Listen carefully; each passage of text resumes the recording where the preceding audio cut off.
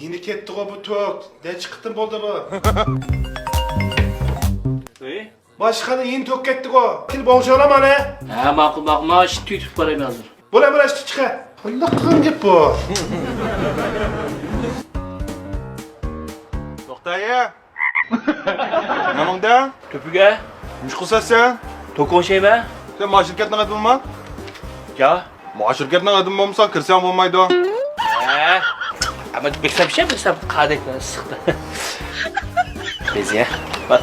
Hey! Namangda? To'q o'xshayman dedim-ku. Mana shirkatning adimi bo'lmasa, kirsam bo'lmaydi dedim-ku. Beksam yumshitsamsa. Yuzang berding-ku buni. Diginamsa qanaqsan kirgizsa. Men shiqildigadim kirgiztoq ekan. Men shiqlamsa. Tizimlaymiz shu. O tuzumliqdamsa. To'q yo'q. To'q yo'q shu birdan shu o'ngshig'il chiqmayman. Chiqib Ha, chiqsa.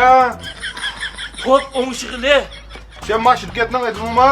Amasa, ha, qada qilsa amasa. Chiqamsa, kirsam bo'lmaydi. Tuttu jumasan. Va Shanzong. Ben nimdip kep bulamaysan.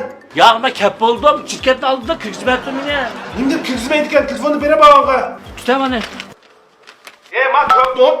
Ha? O koyuvetti ya bu. O nim koyutsa ne? Xizmat vaqtida telefon qilsak bo'lmaydi. Akila. Adının bir yerde mesela. Men telefon koyuvetkidik boldun mu? O tok oңşilken adam nimdip kirgizmeysen. Sirtning adimi kirgizsak bo'lmaydi-ku. Endi kirse bula. Yuzni boya men ish qilmay dedi-ku. Men ish qilmasa kirgizmem sen emse.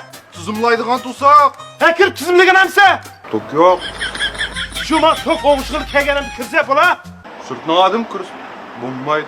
Oy! Nimda qildimi?